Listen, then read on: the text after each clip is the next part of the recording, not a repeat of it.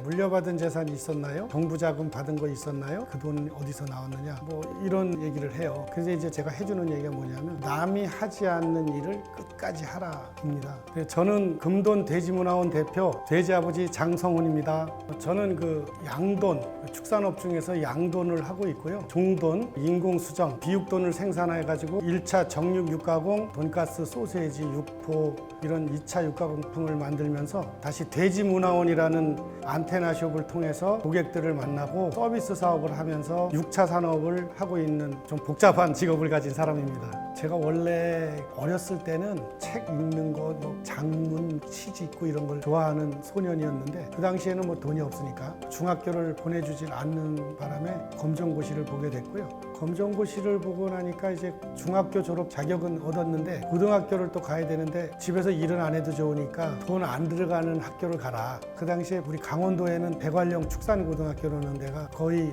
무료로 거기를 이제 뜻과 상관없이 그냥 갔죠. 그때 도중 포기하는 친구들이 많았어요.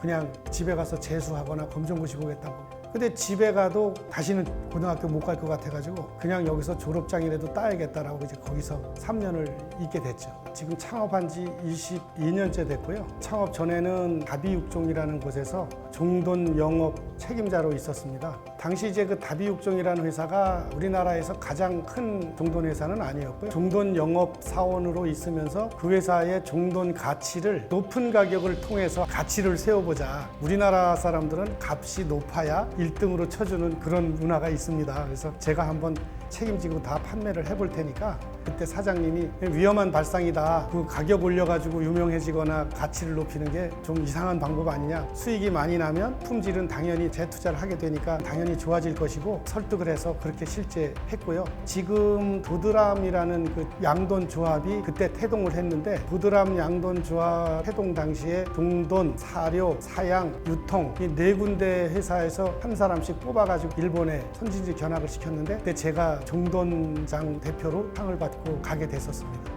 그 당시 도쿄 부근에 하이복구 농장이라고 있었어요. 거기도 종돈장이었는데 갑자기 그 온천이 발견이 돼서 본의 아니게 이제 온천 사업을 하면서 종돈장은 도시 근교다 보니까 조금씩 축소가 되고 서비스업이 발전하고 그러면서 이제 6차 산업이 자연스럽게 만들어지는 그걸 보고 와서 결심을 했었고 나도 언젠가 자본금이 생기거나 퇴직을 하면 이런 일을 한번 해봐야겠다라고 생각을 해서 17년, 18년 생각만 하다가 시작을 하게 됐습니다. 1997년 8월 24일 잊지도 못하는 그날 은행 저당을 끼고 제가 가진 퇴직금까지 가불해서 농장을 하나 빚더미로 인수를 했죠. 모돈 100두짜리 농장을 조그맣게 시작을 했는데 지금 생각하면 지금 모돈이 1800두인데 아주 작은 시작이었죠. 3억짜리 농장을 5천만 원 자본금 가지고 했다는 거는 상당히 이제 배짱 있는 결정이었는데 제가 그런 결정을 할 수 있었던 거는 원래 없었기 때문에 물려받은 것도 없고 가진 게 없으니까 하다 망하면 또 제로가 되겠지 하는 마음으로 이제 시작을 했는데 8월 24일 이후 100일 정도 되니까 IMF가 딱 발표가 되더라고요. 그때 그 상황은 사료 1kg 가격이 뭐 200 얼마, 경유 1리터 가격이 200 얼마 그런 형태의 경제 상황이었는데 그 사태가 딱 터지니까 2배나 3배로 오르더라고요. 경유가 뭐 500원, 600원 가고 사료값이 500원, 600원 가고 그러니까 작은 농장에서 한 달에 몇백만 원으로 운영을 했던 그런 규모인데 2배, 3배로 올라가니까 수익이 아예 없는 거죠. 그러면서 이제 주저앉게 됐는데 그때 제 그 특유의 기질이 발휘된 것 같아요. 제가 항상 그 초등학교 때 담임 선생님하고 우리 어머니한테서 배운 게 사람이 끝까지 내려갔다가 반드시 올라가게 돼 있으니까 바닥이라고 생각할 때가 항상 투자 적기다. 물론 돈도 없이 배운 실전을 경험하지 않은 이론이었지만 이게 지금 그때가 아닌가 하는 생각이 들어서 그때 이제 주변 사람들한테 손을 더 벌려가지고 조금 더 늘렸어요. 그때 그런 혼란 시기였는데 옆에서 미친놈이라고 그랬죠. 100명에 1명도 그런 사람이 없었을 시절인데 그렇게 했어요. 그랬더니 그게 이제 6개월 정도 지나니까 경영 정상화가 되더라고요. 사료값이 다시 원상태로 가고 돼지 값이 또 제 값을 회복하고 또 올라가기까지 하고 물론 2차 충격이 있었는데 그 2차 충격이 길지 않고 경영이 되기 시작하더라고요. 그때부터 경영 철학 경영 기법이 그렇게 생겼어요. 위기일 때가 기회다. 밑바닥일 때 투자하라. 그때부터 그게 이제 저의 그 경영 전략으로 이제 자리매김하게 됐어요. 창업 후 22년하고 2개월이 흘렀어요. 초기에는 하는 것마다 잘 되더라고요. 10개의 프로젝트를 하면 8개, 9개가 되더니 점점 그 빈도가 줄어요. 2011년에 돼지문화원을 짓게 됐는데 돼지문화원을 지을 때에 부재역이 터졌어요.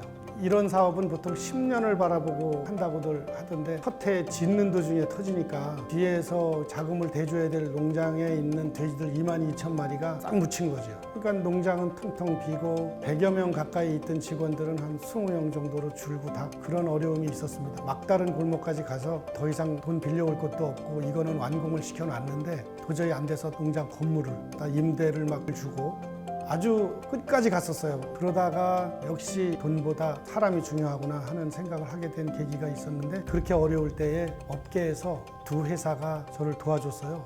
수십억을 빌려주는데 그 돈을 빌려다가 다시 농장도 되찾아오고 돼지문화원도 정상화시키게 되고 그때가 이제 22년간 가장 큰 위기였고요.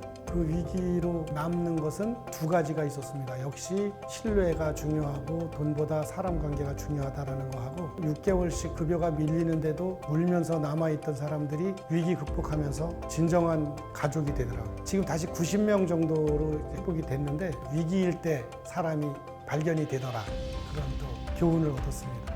신지식 농업인은 우리나라에 지금 한 400호 정도 나갔는데요. 6차 산업을 잘 영위하고 모범적인 사례라고 해서 그걸 이제 지정을 받았습니다. 6차 산업에서 지정받는 거는 그때는 아주 초유의 일이었는데 이제 내가 벤치마킹의 모델이 된다는 거가 또 굉장히 자부심을 느끼고 있습니다. 사람들이 내가 강의를 할 때 질문하라 그러면 몇 가지를 하는데 물려받은 재산이 있었나요? 정부 자금 받은 거 있었나요? 돼지문화원 같은 거는 뭐 80억 그 당시 들었는데 그 돈 어디서 나왔느냐? 뭐 이런 얘기를 해요.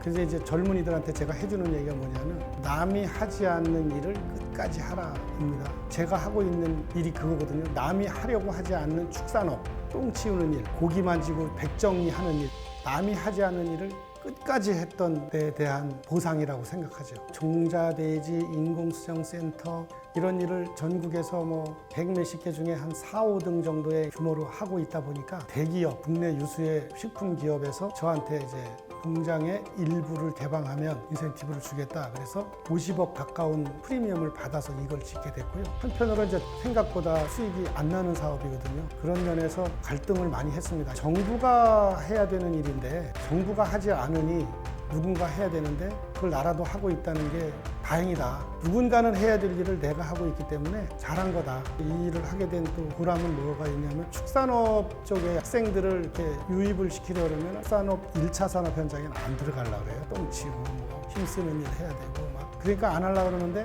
이런 서비스업이나 가공업에 일단 유인을 하면 들어와요. 이 사업이 젊은이들을 축산 현장으로 유인하는 하나의 통로가 될 수 있겠다. 그런 생각도 하게 돼서 이 일을 잘했다고 생각을 합니다. 기부를 형편에 비해서 많이 하고 있는 편이에요. 2가지, 3가지로 하고 있는데 그 아너 소사이어티라고 5년간 1억을 기부하겠다는 약정을 하고 그런 제도가 있어요. 사회복지 공동모금회에서 시행하는 그런 이제 약정인데 3년 좀 넘어서 70% 정도 이제 약속을 이행을 했고 또는 제가 부채가 많다 보니까 저는 왜 내 돈 안 갖고 왜 저렇게 남한테 갖다 도와주지? 그런 이제 의혹이나 지시를 받아요. 근데 제 철학 중에 그게 있어요. 이게 부채를 다 갚고 내가 돈을 모아서 사회에 공헌하겠다 그러면 그거는 불가능하다고 봅니다. 사람의 자꾸 욕심이 끝이 없어서 생명이 다는 날까지 자꾸 돈을 모으려고 하고 그렇게 해가지고는 기부를 할 수가 없다고 생각을 해서요. 아무리 제가 경영이 어려워도 그거는 하고 있어요. 근데 왜 그러냐고 물어봐요, 사람들이.